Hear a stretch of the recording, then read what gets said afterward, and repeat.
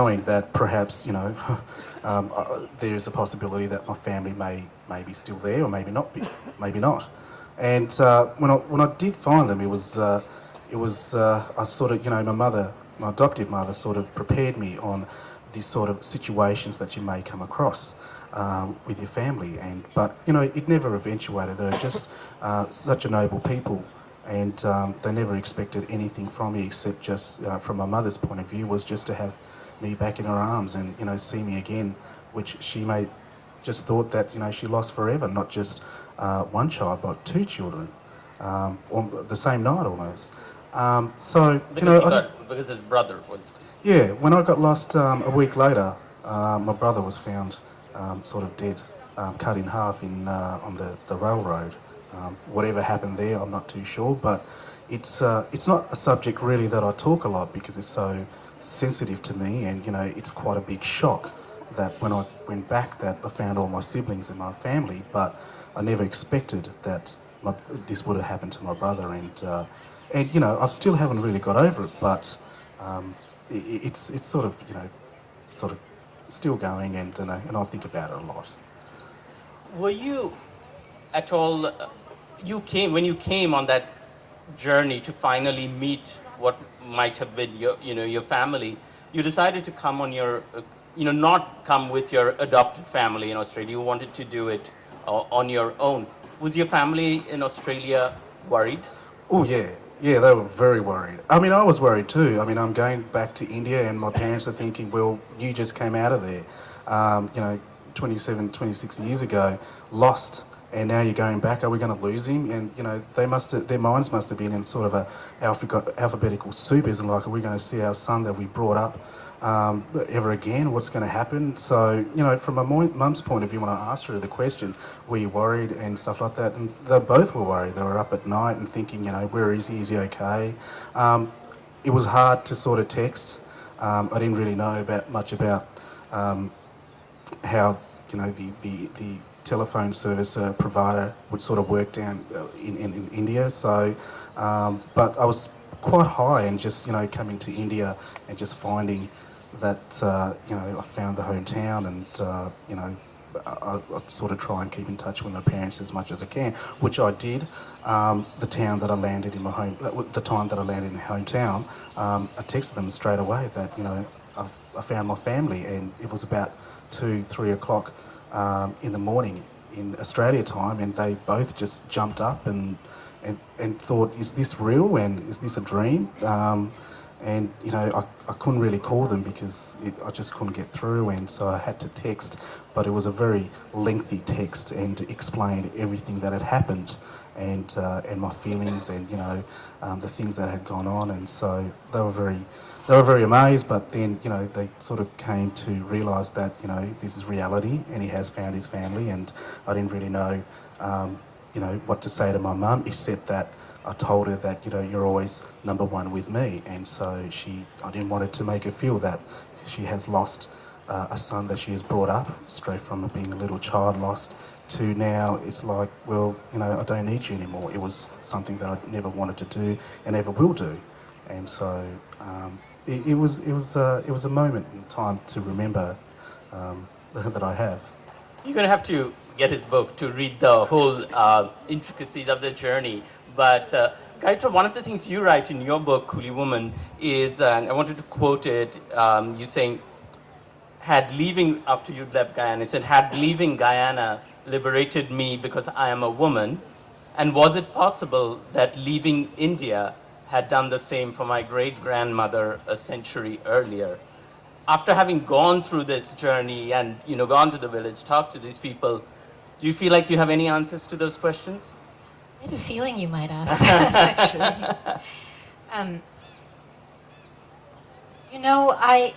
I ended up writing a book. I started out on a journey to find out about my great-grandmother, and I ended up writing a book about a whole set of women, 250,000 who had migrated, and it's really hard to say what the singular truth is. I think that there are multiple truths, and it's likely different for each woman. In her own case, I do think it was liberating for her. She left, had a child on the ship. She landed in Guyana, went to work on a plantation, and entered into a relationship with a man who had come on the same ship as she had, who was married, actually. His wife may have been barren, and that might be why she entered in that relationship. And I think there was some jealousy in play, so she was transferred off that plantation to another plantation, a second plantation, where she ended up marrying someone. And I should probably pause and say that demographics plays a really big role in this story. There was a shortage of women on the plantations. And as a result, these women who had been very marginalized in India, they were widows and in some cases sex workers, women who had been cast out by their families. Because there were so few of them, they actually had a limited amount of leverage in terms of choosing partners and perhaps choosing the partner that they thought was best able to provide for them. In some cases, these were Indian men who had been in the colony for the longest and so had the most resources. In other cases, they were overseers, white overseers and plantation managers who could afford to buy off a contract. So, I mean, there is some indication that those dynamics were at play in my great-grandmother's own life. And the man she ultimately married was a cow minder, and they set up a business basically in the village selling milk. And she was a partner in that business. So I think in her own particular case, it was liberating.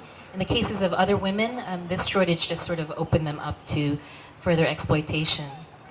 And they were victims of sexual assault. When women left one man for another, there was a violent backlash. There was a spate of murders in the late 19th century by men who used the cutlass from the cane fields, the machete, as a weapon against their women to punish them for saying, no, I'm not interested in being with you, or for leaving for another partner. So I guess I resist easy answers. I mean, it's difficult to say, and I think it's different for each woman in that story. I want to open it up for questions. I'm not sure how much time we have, but while you guys think of your question, Saroo, one of the things you write in your book is that at one point when you kept looking for answers, not finding, you didn't necessarily always want to tell this story to others because you were tired of being known as Saroo who used to live on the streets of Calcutta. Are you okay? Do you feel like you're over that now? Are you happy to be talking about it? I think I'm happy now. The reason I didn't really tell many people is about it. I just didn't think they'd understand or believe me. And it's a personal story. It's very personal, and it's not something that you would tell to anyone. Hence writing this book was quite personal, and it was just like you had to let go yourself to think that what greater good could this book do to other people as well that would be in the same situation as myself, empowering, educating. So now when I think about it, I think a lot of people who talk to me, they said they're really amazed by this unique, profound story, that it's so, no one could ever really understand that it could really happen, that a boy at a young age could go through all these sort of life-threatening situations and knowing how to tackle things and stuff like that, which I didn't really know. I just sort of acted on impulse, really. And they just think that's amazing. That's like power to themselves. And like, well, if this boy can do such a great thing like this, well, perhaps I can do something good too. Or, perhaps it'll get over some kind of situation that I'm in life, and it'll push me forward because, it's what all you need is a bit of push from someone who's been in a hardship, and then it just sort of has a kinetic effect, and it pushes you as well. And in what Gaiutra was saying about whether it was liberating for her great grandmother or not, it must have been bittersweet for you to realize, this is not something you would wish on any mother and child, to be separated in the way you were from your mother. On the other hand, because of the way things worked out for you, it also opened you up to a whole new life and opportunities. It must have been very bittersweet. Yeah, it was. I mean, I never hoped for this, and it's I think getting lost wasn't a decision that I made at 4.5. But yeah, and nor that it's my fault really at that point in time. But you know, it is sort of opened me up for quite a lot of things, and really to, you know, all in all, it's just for me to really go around and seeing people that are interested in my story and come up to me. That's just like, you know, that's just great. That is just sweet for me, and I love people that come up and ask me about my stories, different phases, different stages of my life that I went through, from looking at it different directions as well, and from the internal to external. So I get a lot of people stopping me in streets and airports and when they're out in restaurants, saying how amazed that they are about the story, and you know, and I just love talking to them, and hopefully this story just goes right around the world. Well, coming soon to a theatre near you. There is a film in the works, I believe. That is correct, and it's coming out in 2015. Not that I'm really supposed to say much about it. But Are you playing yourself here? No. I'm not. I'm just busy with the book at the moment, being launched globally. So that's sort of enough for me at the moment, as well as looking after my parents in Australia, as well as looking after my, you know, mother in India too. Which in a few days I'm going back to Madhya Pradesh to buy a house and you know, do as much as I can really to sort of facilitate in an elderly age. And, you know, try and make her life a little bit more sort of happier than what it has been for, you know, since she was a child. So I think we have time for a couple of questions maybe. So, yes, gentleman over there, is there a mic?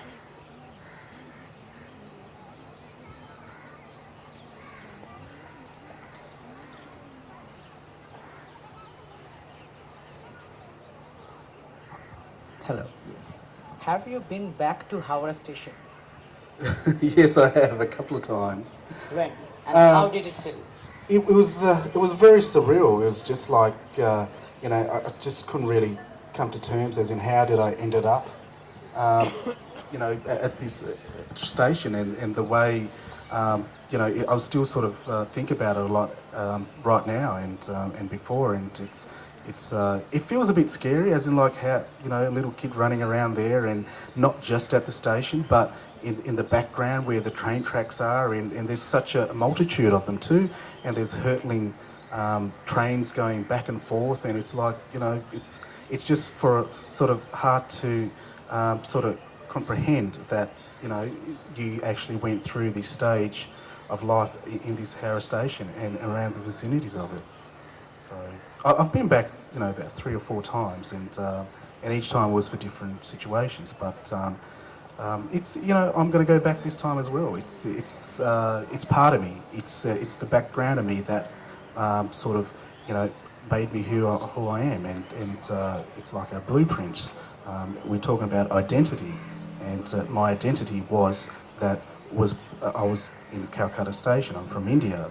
I was born in a place that I don't know. These are the landmarks that I was from, and that kept me together. And if I lost everything about my journey when I went through the stage that I did, or being lost, that I lost everything. It's like I had to treasure all those memories to keep myself together, to find my way back. Otherwise, how could you? Ma'am. Yeah, hello. My question is to both the writers. See, you have been brought up in, born in Guyana, but brought up in US, and you have been in Australia for a very, very long time. Is it very important to find your roots? Because as far as, I mean, you are Australian, I think you're American. Is it very important to find your roots? You know, right from the Alex Haley's roots, we are always reading about, you know, going back, and, you know, I mean, how is it important to find? The other thing is not a question, it's a comment. I think, Gayatri, you said you went to Assam, then you went to, did you say that? You went to Bihar on the way to Yeah, Assam. okay. I'm from Assam, and we have a lot of what you call indentured labor in the tea gardens. And they were called coolies, but that word is not used anymore. So I was slightly taken aback when, you know, the session's name was coolies. Yes, I've gotten a lot of feedback on my title, especially from Indo-Caribbeans who feel that the word sort of, in a way, re-indentures them. So the word Coolie in the Caribbean context means indentured labor. It was the British term for the people they transported. And what happened is in the Caribbean, it sort of ceased being a job description and became a marker of ethnicity. So if you were Indian, you were called Coolie no matter what you did. If you were a teacher or a lawyer, whatever you did, you could be called Coolie and it was a slur. But the reason I used it is because it seemed accurate to the history that I am telling, first of all. And secondly, that it was also, I mean, there's a tradition of sort of reclaiming the word Coolie by the descendants of indentured laborers. But my point was not so much political. I was interested in it figuratively, in the sense that a coolie bears burdens. And to me, the women I was writing about sort of bear enormously the burdens of history, and they carry the weight of familial expectations, you know, the expectation that they represent the honor of a community or a family. And so that's why I chose it. I chose to use the word. And to answer your question about roots, you know, I worked on the book for 4 or 5 years, and it started out as a story about identity, but it didn't take very long for gender to become so much more compelling to me, and the stories of these particular women and their transformations. And I think after having worked on it, I do have a much better sense of who I am, but that's not really because I found a village in Bihar to belong to. It's more because I come away from it with a much better understanding of the structure of indenture, and how sort of women's bodies were policed and regulated. And how, you know, today the descendants of the indentured are still grappling with some very serious issues like domestic violence and alcoholism. So I feel like after having done this book, I have a much better understanding of how we sort of got to the place that we're at. Well, for me, it was extremely important when I sort of was in my teens and sort of came in my 20s, because, you know, most of the time I had friends that were Italian, Greek, Macedonian, and you know, they had families and they knew their background. They knew their, you know, grandfathers and so on, and their sort of other generations too.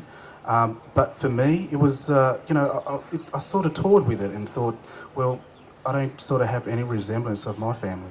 Perhaps the way that I speak and the way that I do things from my adoptive families, yeah, from my mum, which is quite spiritual, to my father, who's quite sort of a businessman.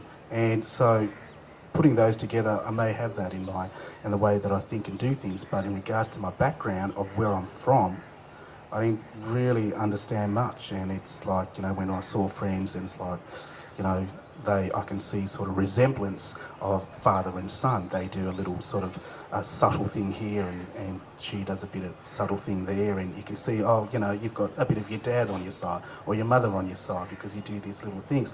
But for me, it's just like, well, you know, I don't really have that, and I think that was part of me also, that I think, well, you know, who am I? Where am I from? And what makes me who I am? And you know, why do I do these things? Why do I think like that? Because I don't see it in my adoptive family, and it became very important. And as when I was growing up a bit more, it sort of became more sort of you know, ticked a bit more in my head, as in, you know, you've got to find your roots, and it sort of became really in front of me, and hence it helped me push forward in finding my family. So there's it's equation there, and that was part of it. So as well as, you know, being sort of driven and ambitious and wanting to have hope and sort of, you know, try and find something that I had lost for such a long time and thought that I'd never find again. So Did you ever worry when you found your roots, as in your mother, that your roots would not want to let you go? not really. I'm very open. I'm very unorthodox. I'm kind of a maverick guy. You know, once I think about things, like, that's it. There's no sort of, you know, changing things. It's I don't think it really sort of occurred, and you know, I didn't really feel it. So yeah. Gentleman over there.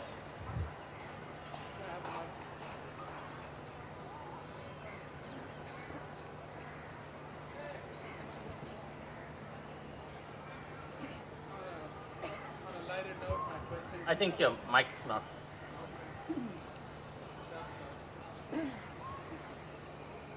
My question is to Saroo on a lighter note.